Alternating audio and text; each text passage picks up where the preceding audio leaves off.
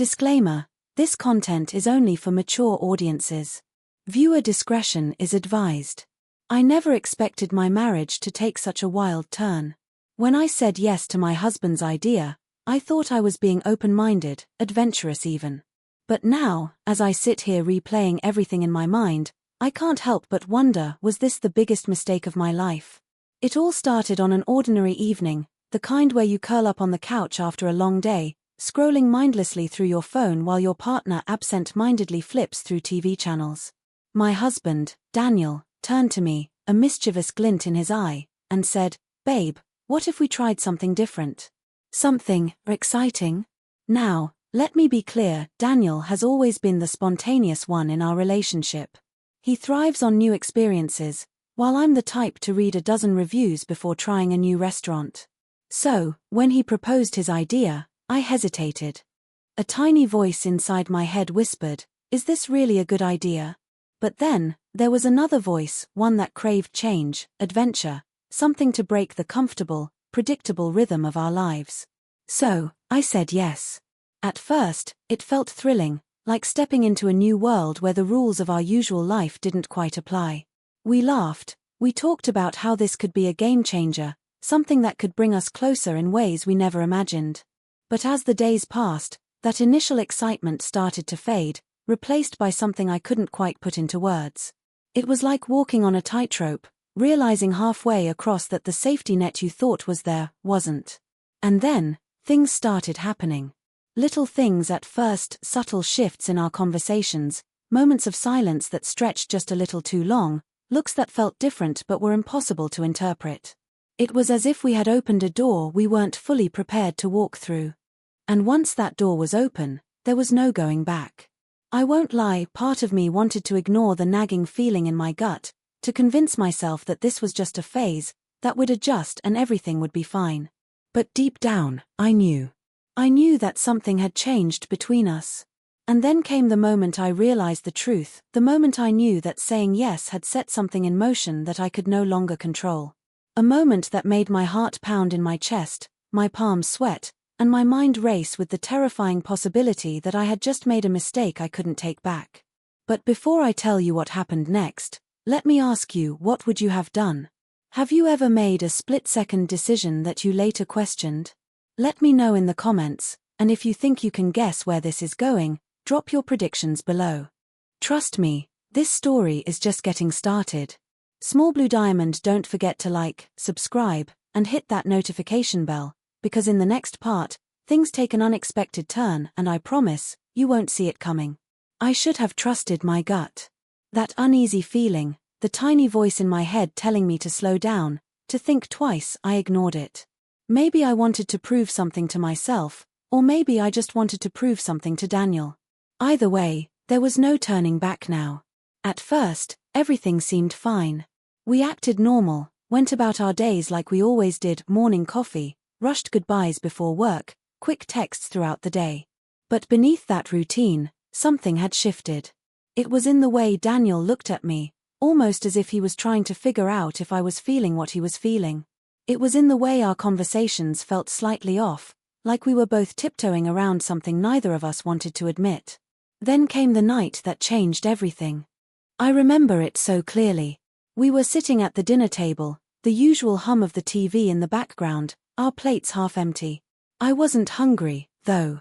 My stomach felt tight, my mind racing through the past few days, trying to make sense of the strange energy between us. Daniel was quiet too, poking at his food, lost in thought. And then, out of nowhere, he said it. "You regret it, don't you?" I froze. My fork hovered mid-air, my heart suddenly pounding a little too fast. He wasn't accusing me.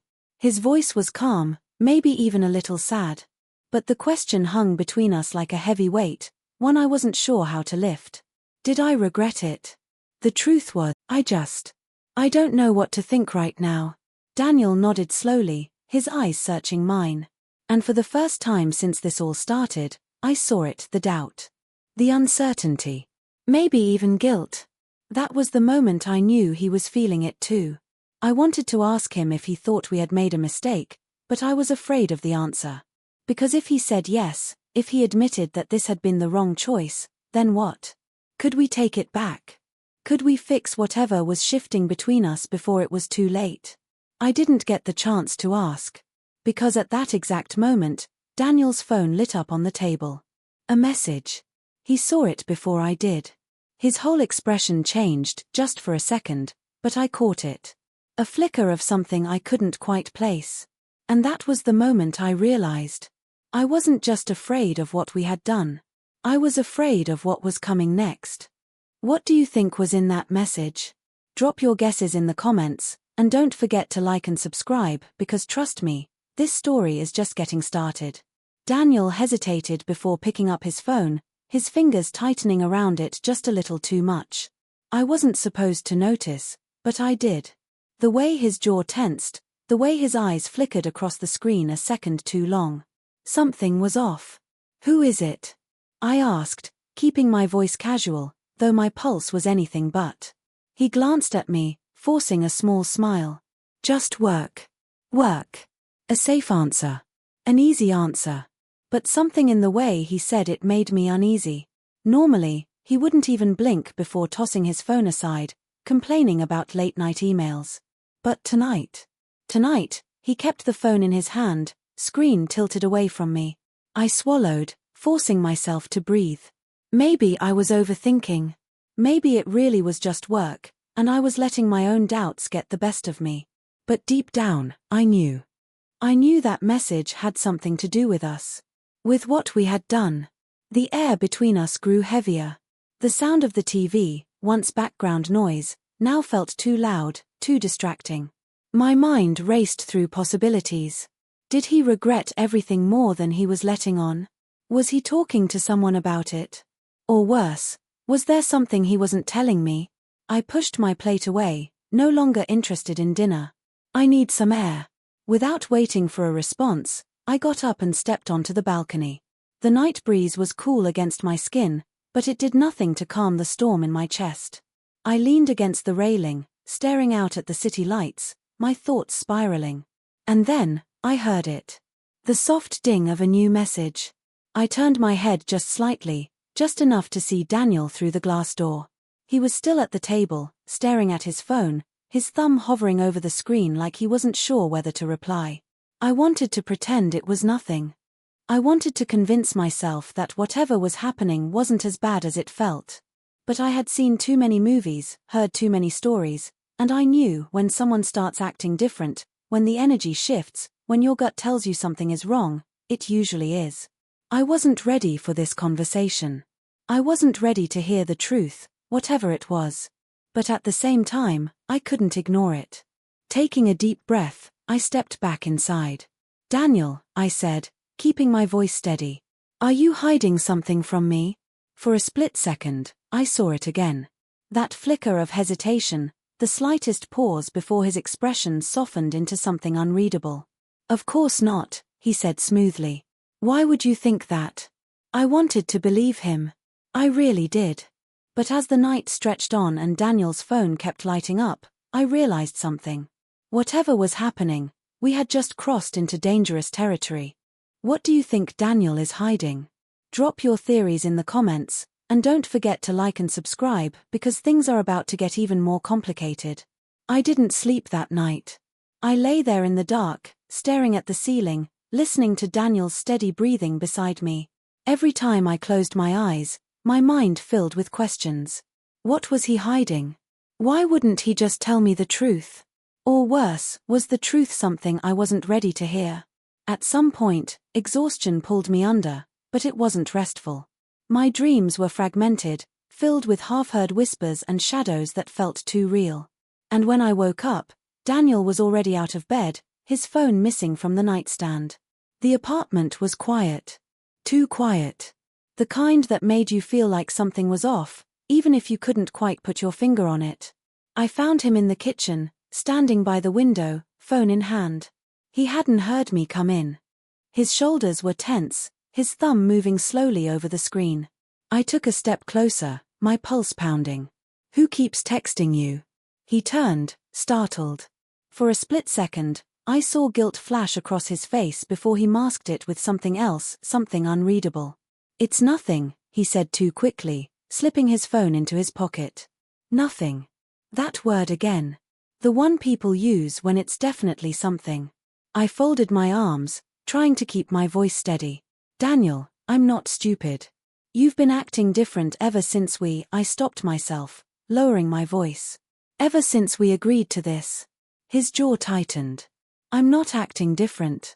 I laughed, but there was no humor in it. "You won't even look me in the eye." Daniel exhaled, running a hand through his hair. He looked tired. More than tired, conflicted. And that scared me more than anything. Then, before I could push him further, his phone buzzed again. His eyes flicked toward his pocket, and in that moment, I knew. I reached for it before he could stop me, my fingers closing around the cool glass of his phone. He reacted fast, grabbing my wrist, but I held on tight. "Give it back," he said, his voice dangerously calm. "Why? What are you hiding?" His grip loosened just enough for me to pull away. My heart was racing as I turned the screen toward me, my fingers shaking as I swiped to unlock it. And then I saw it. A message. A name I didn't recognize. And words that made my stomach drop. I looked up at him, my breath caught in my throat. "Daniel, what is this?" His expression shifted, guilt, panic, something else I couldn't name. And that was the moment I knew the truth was bigger than I had imagined. But before he could answer, my own phone vibrated on the counter. A message. From the same number. I felt the ground shift beneath me. What do you think was in that message? Drop your guesses in the comments, and don't forget to like and subscribe because the next part changes everything. My hands were shaking as I reached for my phone. My heart pounded so hard I could hear it in my ears. I didn't want to look. I knew I didn't want to look. But my thumb moved on its own, unlocking the screen, bringing the message into focus. It was short.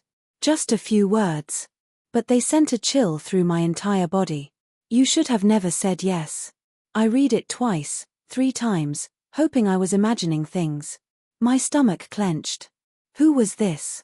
How did they have my number? And why were they sending the same message to Daniel? I looked up at him, expecting answers, but his face was pale. He had seen it too. For the first time since this all started, I saw real fear in his eyes. He wasn't just hiding something, he was scared. "Daniel," I whispered, my voice barely steady, "who is this?" He didn't answer.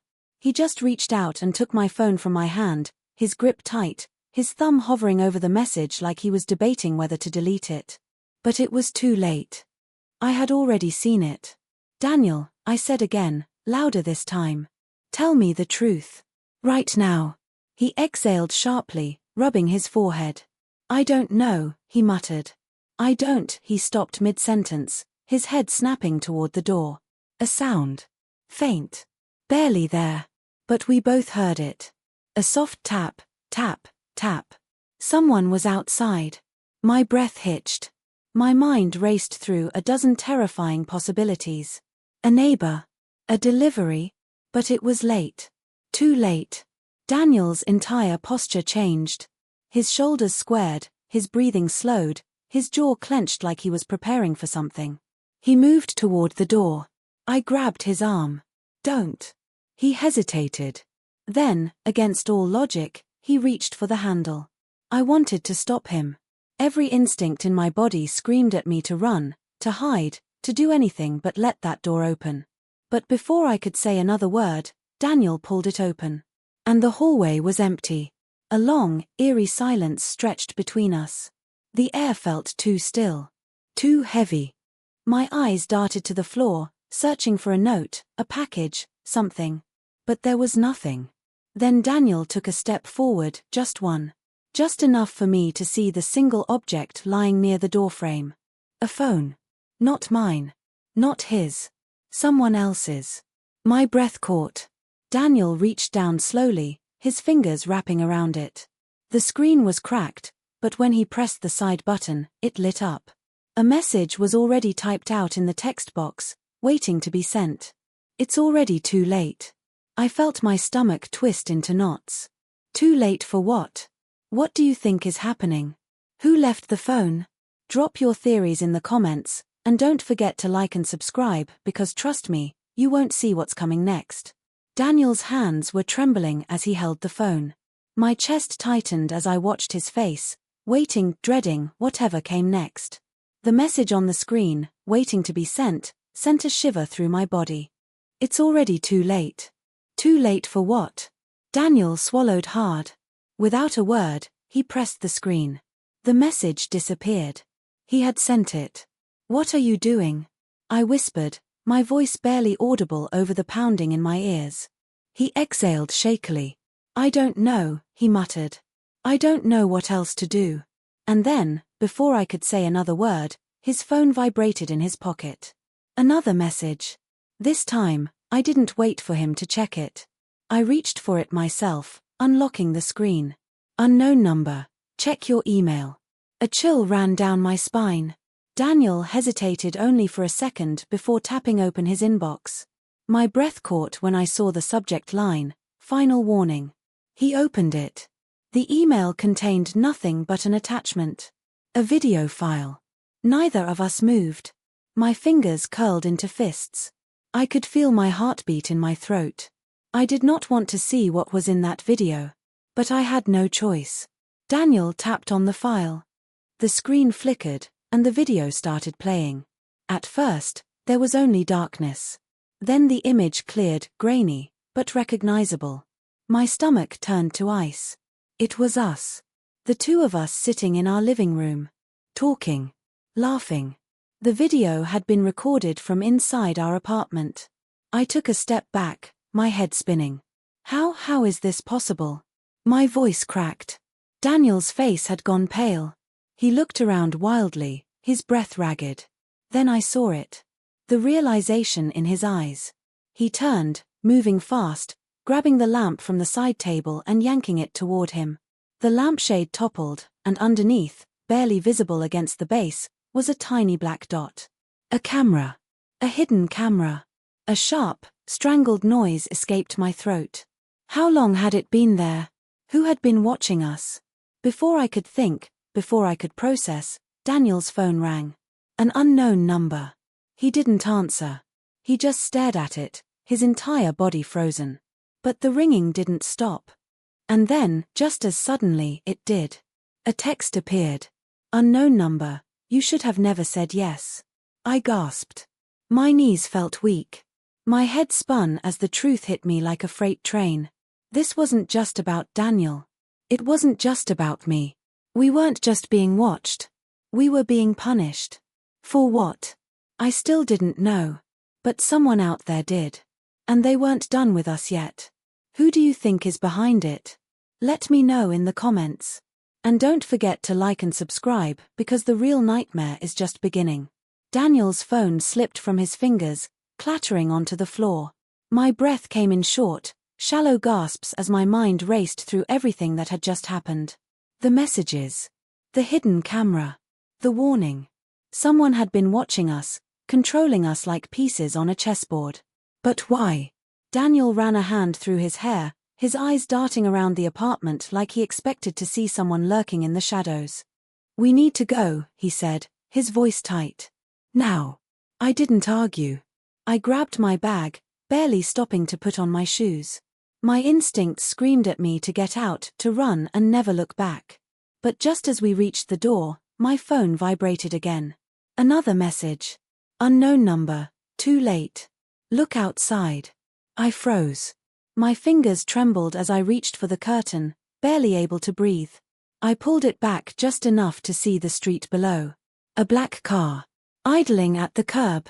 The windows were tinted. No way to see who was inside. But they were waiting. For us. Daniel yanked me away from the window. We go out the back, he whispered.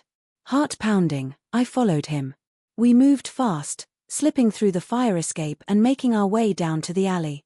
The air outside was crisp, but my skin burned with adrenaline. Every sound felt magnified. Every shadow stretched too long. We made it to the street, blending into the late-night crowd. I risked a glance over my shoulder. The black car was still there, but no one got out. They were watching. Waiting. Daniel gripped my hand. We have to figure out who they are. I nodded. But deep down, I wasn't sure if we ever would. Because whoever was behind this, they had been ahead of us the entire time. And as we disappeared into the city, I couldn't shake the feeling that no matter where we ran, no matter how far we went, they would always be watching. Let me know in the comments, what do you think happened? Who do you think was behind it? And do you want a sequel? Don't forget to like and subscribe because trust me, this story is far from over.